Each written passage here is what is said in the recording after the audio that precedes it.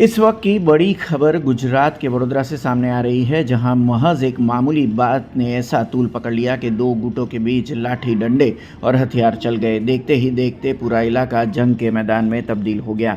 ये दिल दहला देने वाला ये वारदात वडोदरा ज़िले के डभोई तालुका के सेगुवाड़ा गांव की है।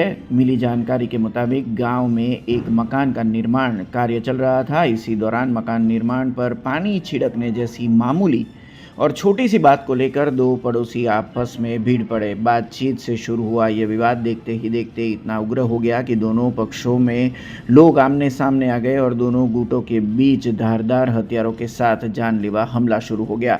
सभी घायलों को आनन फानन में इलाज के लिए वडोदरा के सयाजी अस्पताल में भर्ती कराया गया है, जहां उनका इलाज जारी है।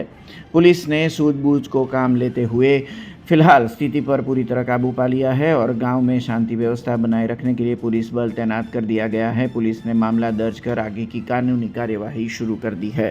काम छे बाजू में मारू मकान बने छे। मम्मी त्या पानी छाटता था तो मम्मी ने त्या पानी छाटता था तो केवू तेवू ना करो, पानी अमारा ऊपर छाटा आवे तो मम्मी ने त्या धक्को मार्यो पछी तई मार्या मम्मी ने। तो अमे खबर पड़ी अमे तो मैं मारो भाई बचावा गया अमे तो पछी मने डांगो मारी दीधी। हाथ में मारी है, पग में मारी है, बे हाथ में मारी है।